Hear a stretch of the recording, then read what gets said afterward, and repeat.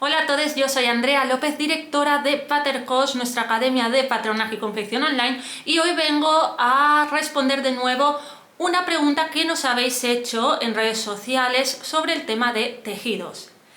Os cuento, nos preguntaba Airun: buenas tardes, te quería hacer una consulta.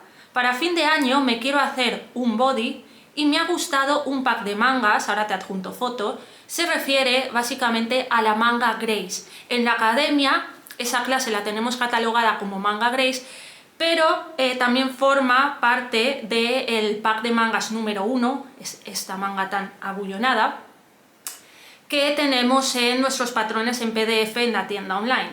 Entonces, comenta: me gustaría preguntarte si con una tela de lentejuelas me quedaría bien o por el tipo de tela no me quedaría esta forma. ¿Es adecuado un tejido de lentejuelas para este tipo de volúmenes?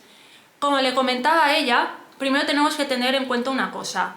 En el tejido que vemos en la fotografía, tanto el verde como el azul. El azul es un crepe satén muy finito, tipo charmeuse, y el verde es un lamé, exactamente con la misma caída que el crepe.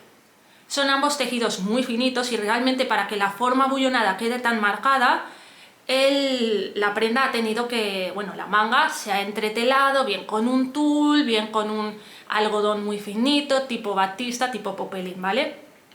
¿Qué tenemos que tener en cuenta para ver si el tejido es apto para esto, para este diseño? Básicamente es el grosor. ¿Por qué? Porque esta manga tiene mucho volumen fruncido y acumulado en un espacio muy pequeño. Hay que decir que el puño no es independiente, no es una pieza de patrón separada de la manga, sino que el puño en este diseño está insertado en el propio patrón.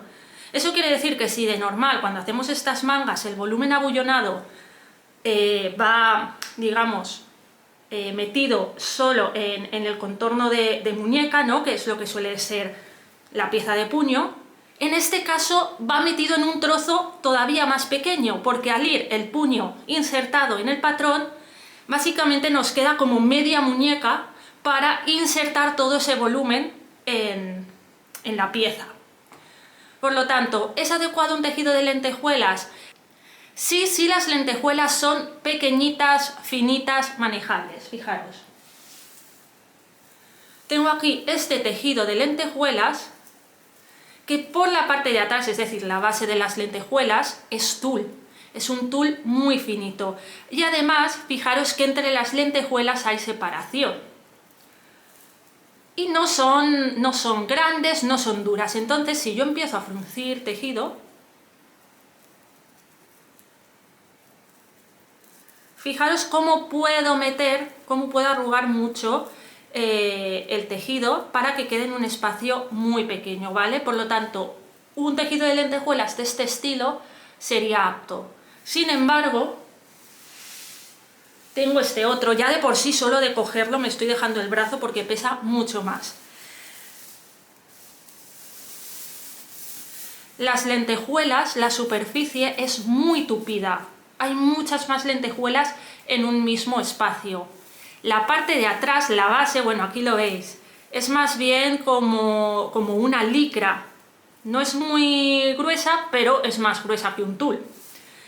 Eso ya quiere decir que las lentejuelas también son más duras, hay más en el espacio, el tejido de base es más grueso. Si yo me pongo a fruncir, fijaros cómo se queda, nada, hago así y ya hay un espacio súper gordo. Con un tejido así no vas a poder fruncir todo el recorrido que tiene la manga en un espacio tan pequeño. Así que ya hemos visto, sí, se puede utilizar un tejido de lentejuelas y las características del tejido en sí son aptas como las que hemos visto, pero además tenemos que tener en cuenta una cosa: las lentejuelas raspan al contacto de la piel. Por lo tanto, cuando hagamos la parte interna del puño, no pongamos tejido de lentejuelas, pongamos un tejido plano, como puede ser pues un satén entretelado, un algodoncito, total, no se va a ver, no hace falta utilizar un tejido caro, pero un tejido que sea agradable al contacto con la piel y que además nos va a servir de base para las lentejuelas.